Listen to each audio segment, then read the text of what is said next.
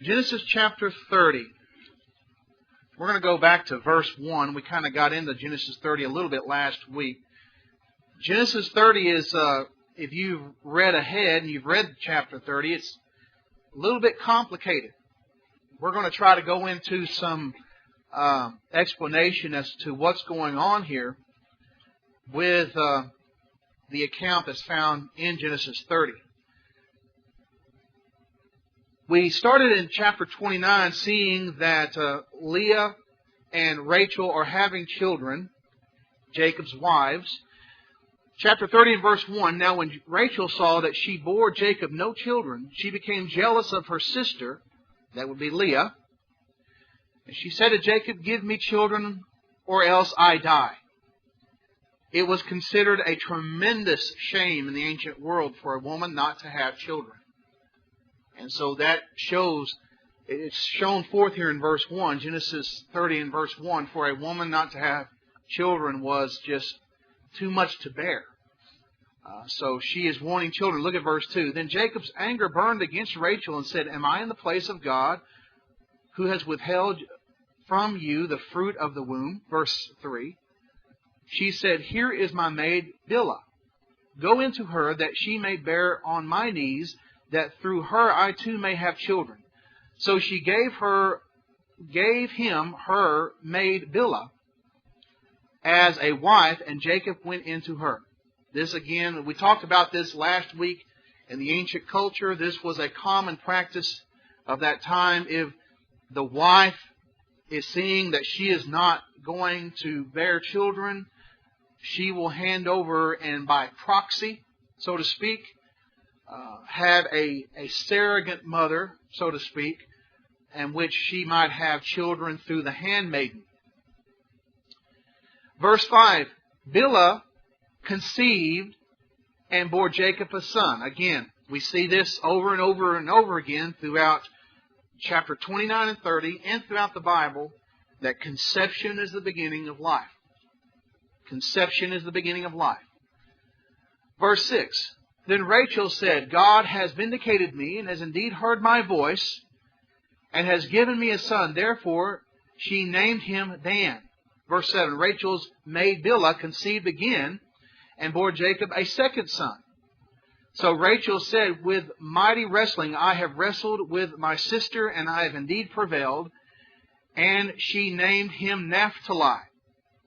All these names are not just given because they like the sound of it.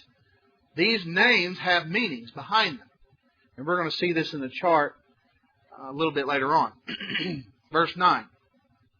When Leah saw that she had stopped bearing, she took her maid Zilpah and gave her to Jacob as a wife. Leah's maid Zilpah bore Jacob a son.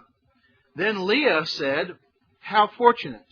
So his name was Gad. Verse 12, Leah's maid Zilpah bore Jacob a second son. Then Leah said, happy am I, for women will call me happy. So she named him Asher. Verse 14, now in the days of the wheat harvest, Reuben went out and found mandrakes in the field and brought them to his mother Leah. Then Rachel said to Leah, please give me some of your son's mandrakes. Now mandrakes were a small orange-colored fruit that was prevalent in that area. And it was used in fertility. That's why it was desired. It was used in fertility. In fact, the ancient people called it love apples. And it was a fertility-inducing narcotic in the mandrake. You do a little study on mandrakes, you will find that. So it was a fruit that produced fertility, it is believed. And we're going to see in chapter 30 how that the ancient people had a realization of some things that perhaps has been lost and maybe just rediscovered in the 20th and 21st century through science. But they had an understanding of certain things that were profound. there may be something to what they are doing here in chapter 30. Look at verse 15.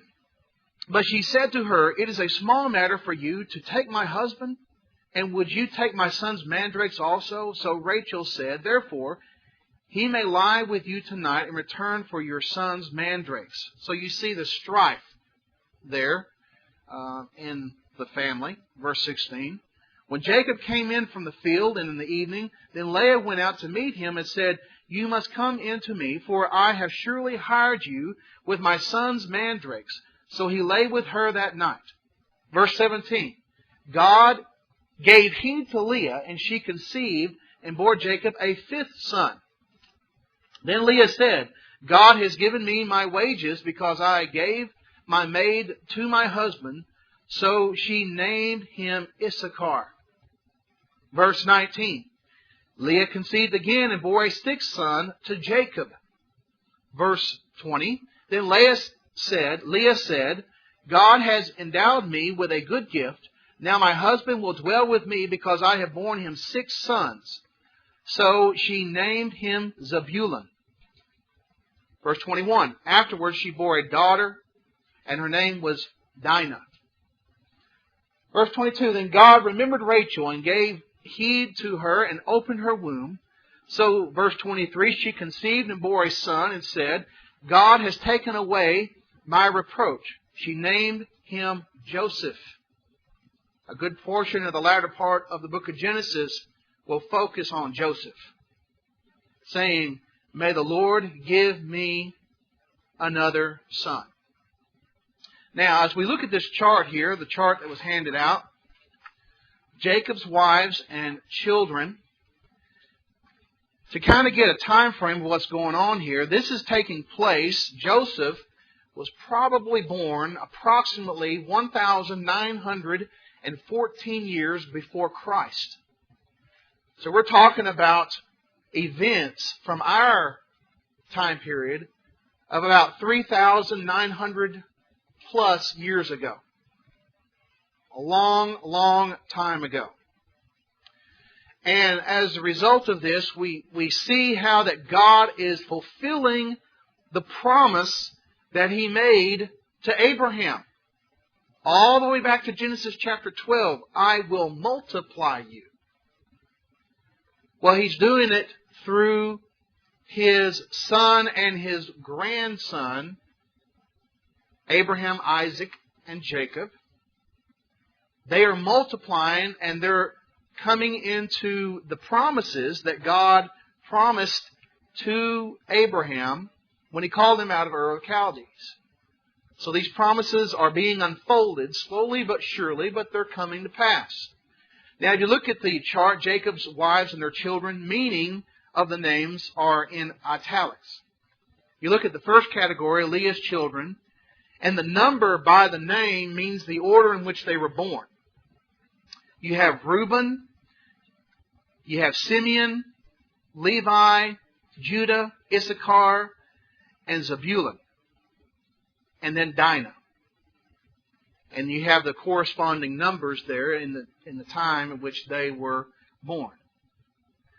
Now, Bilhah's category there, her children, understand she was a handmaiden. She was a handmaiden, and what you would basically call a second-class wife in that society. Dan and Naphtali were born to her. Now look at the third category. Zilpah's children. Again, she is a handmaiden. Gad and Asher are born. And then Rachel, her children, Joseph is born here. Later on, she will give birth to Benjamin. In fact, that will be in chapter 35. Now, what happens when she gives birth to Benjamin? She dies. She dies in childbirth, giving birth to Benjamin. And so, when you look at chapter 35,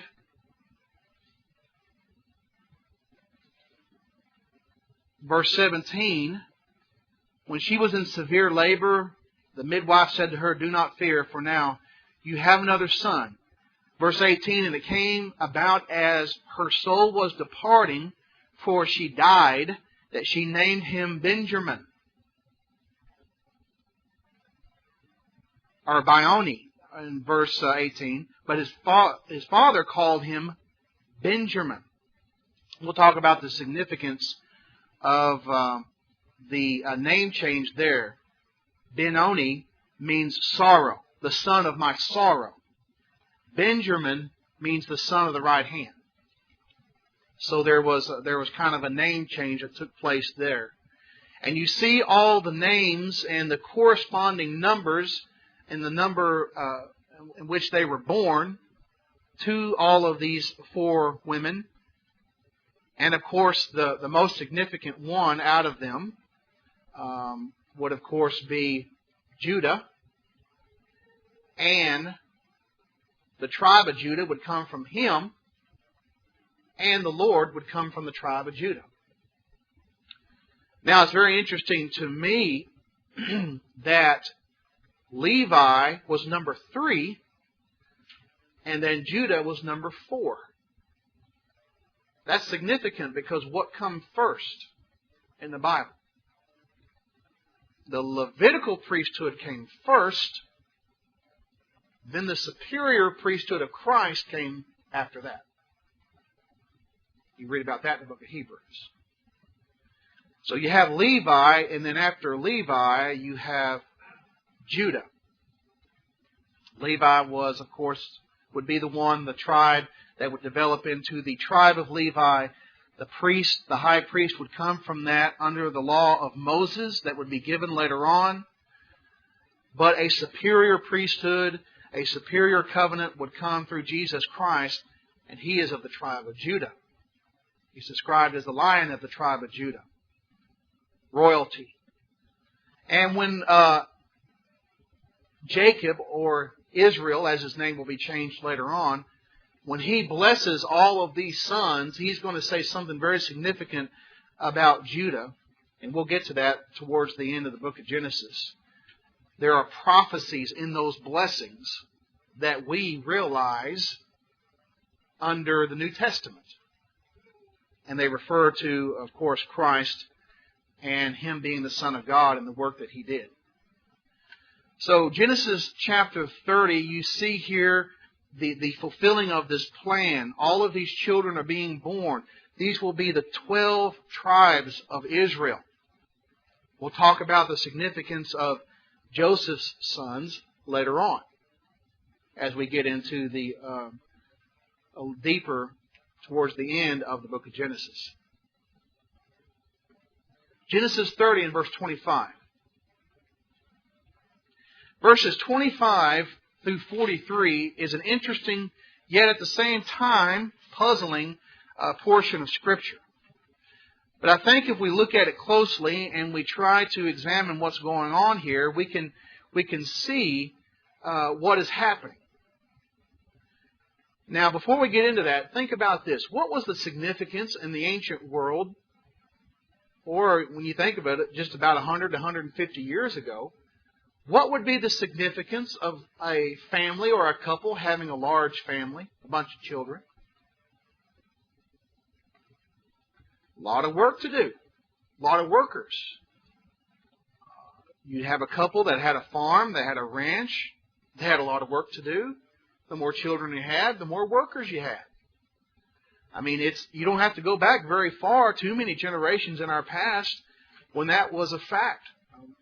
My mother is number 18 in a family of 18.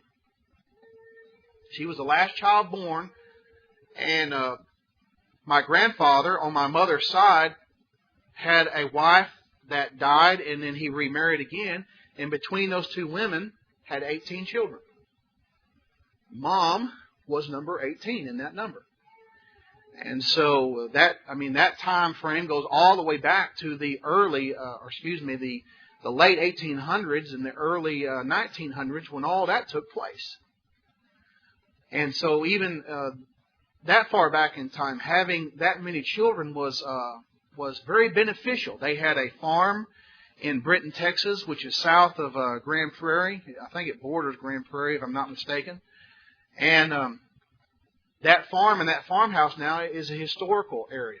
In fact, there is a road in Britton, Texas that's named after my mother's maiden name, Seaton Road.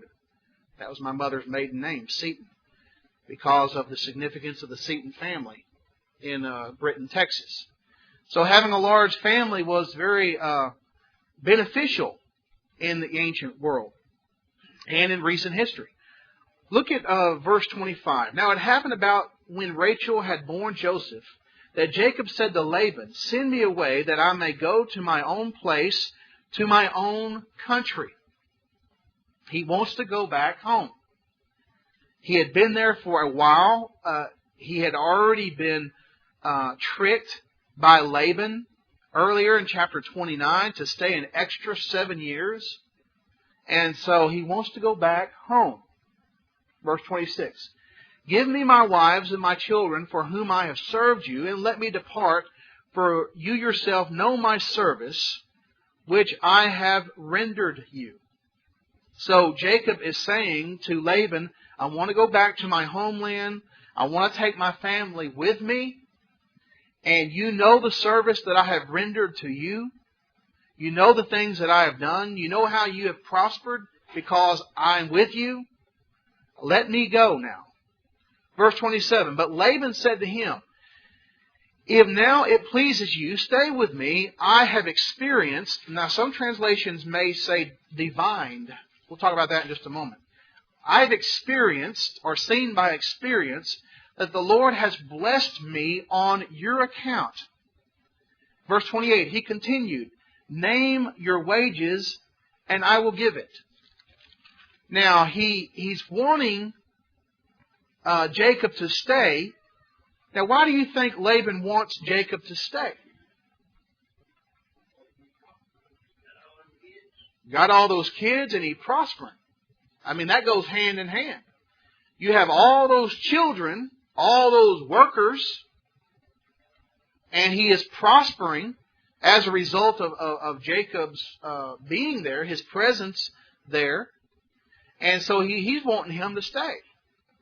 And you have this large family, and you have all of these children, you have all these helpers. So Laban is kind of, in essence, seeing dollar signs, and knows that if he will stay behind, if I make him an offer he cannot refuse, then he will stay here and will prosper even more.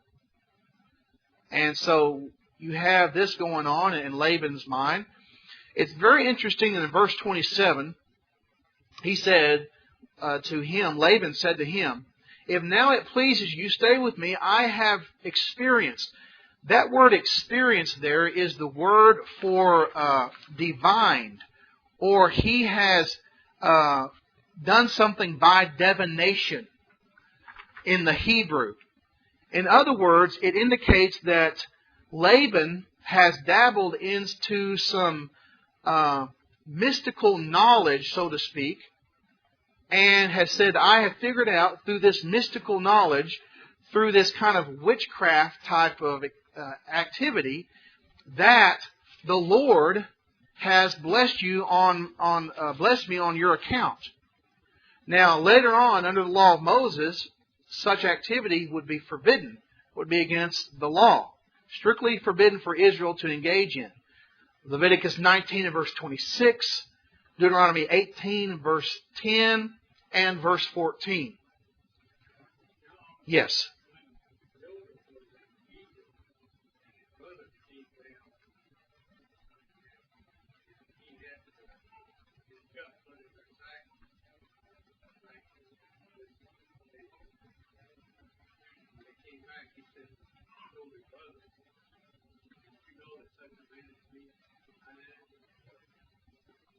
Mm-hmm.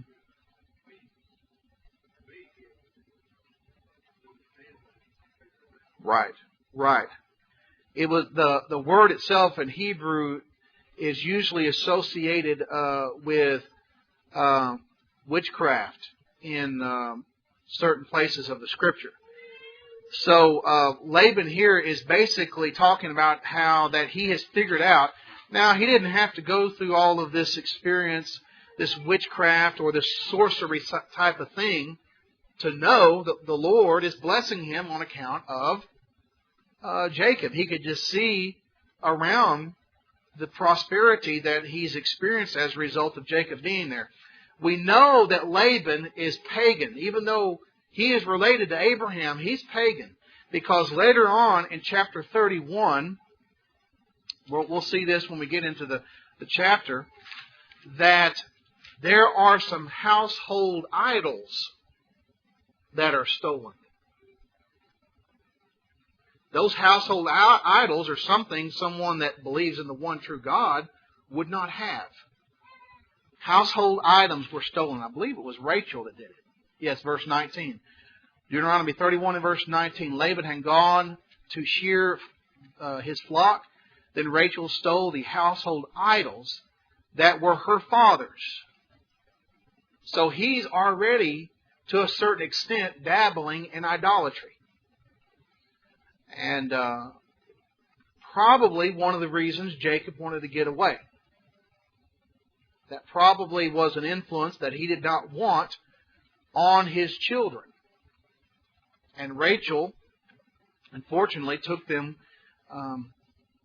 with her, stole those, probably thinking that would bring them good fortune. We'll get to that in more detail when we get into chapter 31. But it's interesting that that Laban is kind of, talking to Jacob and saying, "I know that we've been blessed because of you." He says, "Name your wages," verse 28, "and I will give it to you." What's your price? Name your price, and I'll give it to you. I want you to stay. Verse 29. But he said to him, "You yourselves know how I've served you and how your cattle have fared with me. For you had little before I came, and it has increased to a multitude, and the Lord has blessed you wherever I turn. But now when shall I provide for my own household also?" So Jacob is saying, I want to provide for my own. I want to provide for my own. He wants to get away and provide for his own. Verse 31. So he said, "What shall I give you?" And Jacob said, "You shall not give me anything. If you will do this one thing for me, I will again pasture and keep your flock." Now, why do you think Jacob doesn't want Laban to give him anything?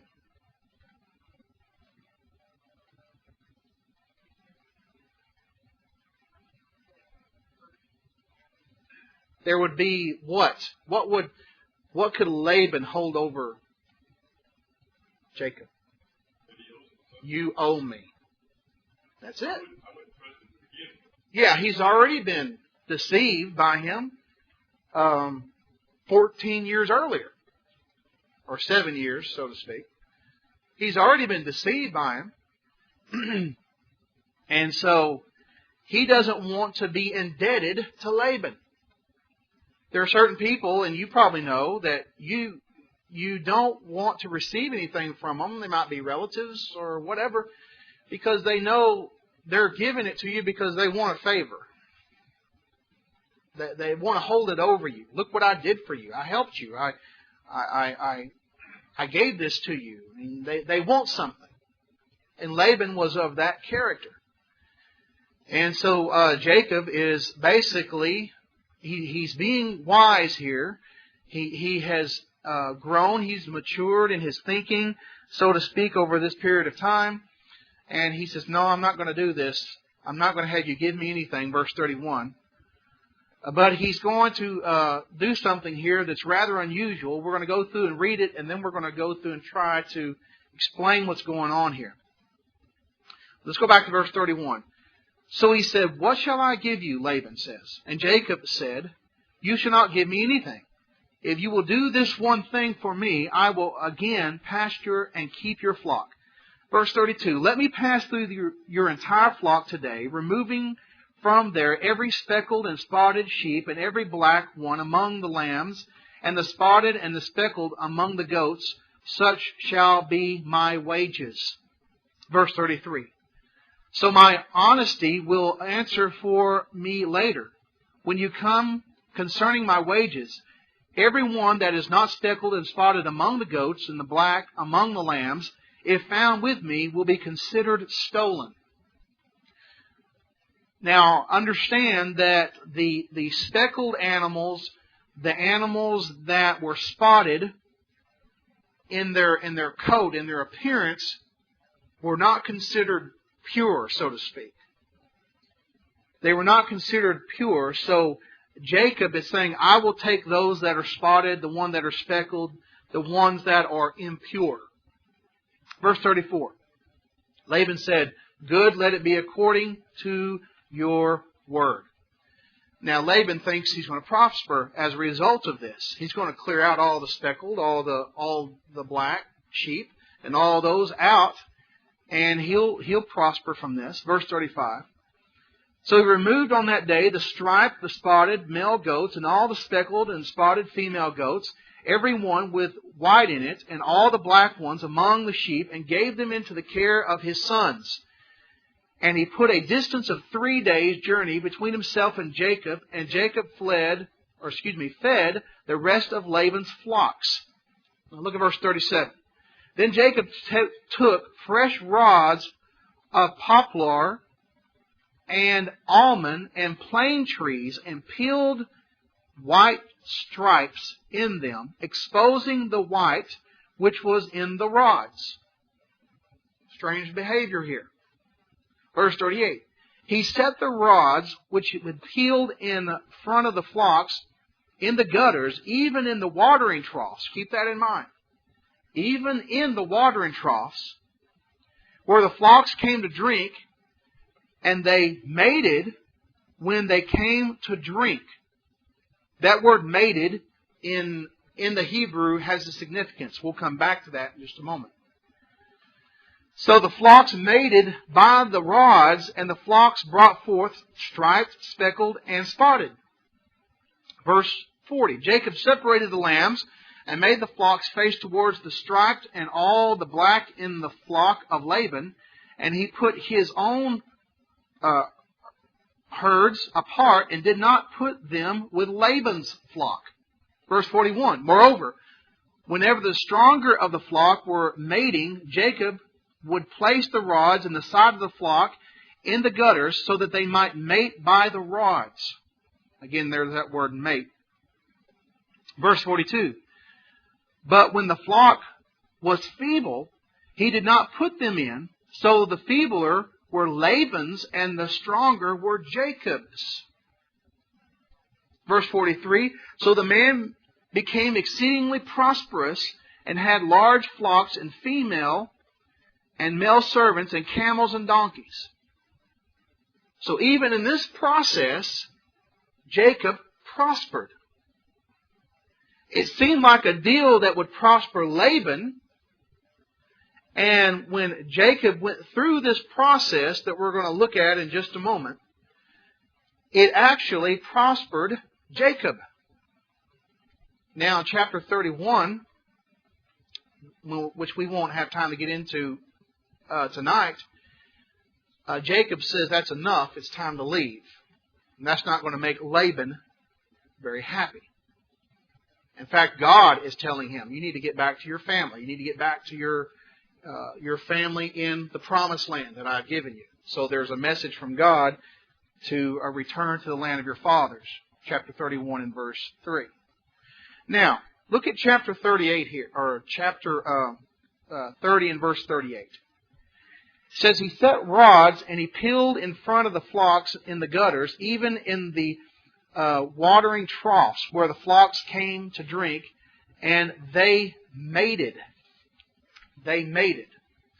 That word mated in Hebrew actually refers to they came into heat. They came into heat. And so what seems to be going on here is something that some have concluded, well, this is some sort of superstition, verse 37. He got the fresh rods of poplar and almond and plane trees. He peeled off the bark with white stripes in them, exposing the white that was in the rods. And this seems like some sort of ritual that's going on. But he put it in the watering troughs. Now, there have some who have concluded, well, this is just some sort of pagan ritual that Jacob in his superstition thought would help him out. But some have concluded that some chemical or something within these rods from these trees, when exposed and placed in the water, notice he even put it in the water troughs, verse 38, stimulated these animals to go into heat. And so they made it. And so what was in the bark, when the bark was peeled, there was some stimulant released into the water to stimulate these animals to be sexually active. Now this goes back to what I was saying earlier. The ancient people had knowledge and understanding of things of their culture and of their nature that we have lost over time, and we're just now rediscovering. And a lot of times, some of the old remedies for things have come full circle, and they are still fresh today. In fact, modern scientists or modern doctors will tell you some of the best cures for certain ailments or certain activities are the old ways of doing things. And so it seems here that some have concluded, those who do the research a little bit deeper as to what's going on here, seem to think that in verse 37 and verse 38, that he is providing for these flocks something that will cause them to go into heat so that he might breed them. And I think, to me, that is pretty amazing that they have this knowledge. And of course, God is in control of this whole thing. We're going to see this in chapter 31. That God's in control of this whole thing. Now, let's talk a little bit about what's going on here. It's a little bit confusing, but let's kind of try to decipher what's going on here. Laban wanted Jacob to stay and asked what it would take for him to do so. Wanted him to stay with him. Jacob wanted nothing except to be in a position for God to bless him. He was willing to stay, but not for to be further indebted to Laban. He didn't want to be further indebted to him. He offered Laban a plan that could bless him while costing Laban nothing.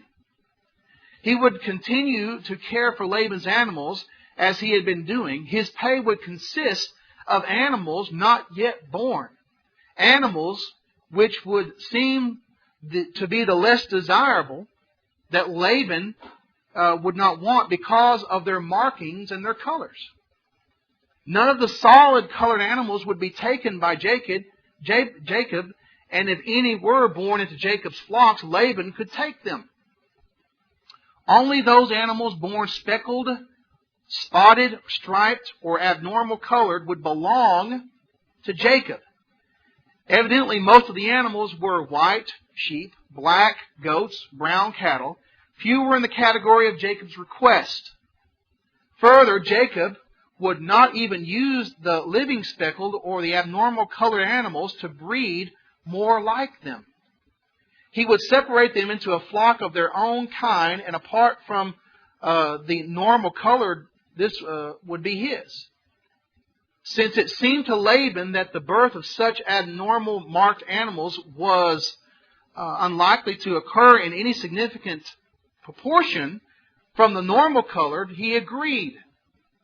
He believed this a small and favorable concession on his part to maintain and to keep Jacob with him, so Jacob could enlarge the herds and the flocks. Jacob, by this point, put himself entirely into God's hands. He placed the situation entirely into God's hands. Only the Lord could determine what the animals would be for Jacob. to make sure Jacob didn't cheat on the deal, Laban separated the abnormal marked from the normal animals in Jacob's care. Now, is that clear as mud? It's difficult to kind of decipher there. But you have this going on, and it benefited Jacob. It benefited Jacob. And as a result of that, when you get into chapter 31, you're going to see that Jacob is going to have to leave because God is going to tell him in verse 3, return to the land of your fathers and to your relatives, and I will be with you. So the time spent with Laban is over. And he is going to have to go back to the land of his ancestors. If you notice chapter 31 and verse 7, we're not going to go deep into chapter 31, but verse 7, he's talking here to Rachel. Jacob is talking to Rachel and Leah. He says, yet your father has cheated me and changed my wages 10 times. However, God did not allow him to hurt me. So the cheating and the problems that Jacob caused in his early life are now coming back to haunt him. They're coming back to haunt him. And what goes around comes around. And as a result of that, I think he's learning a lot. God is teaching him a lot in this situation. Did you know about this time that Jacob is about 90 years old? He's in his 90s. So he is, throughout his life, learning a lot of things as a result of the experience that he is going through. And it's going to cause him to grow spiritually. And the messages that he gets from God is going to reassure him and help him and encourage him. Keep in mind, they didn't have a Bible that they could open up and read every single day. They got messages from God directly, and as a result, sometimes those messages would be years apart.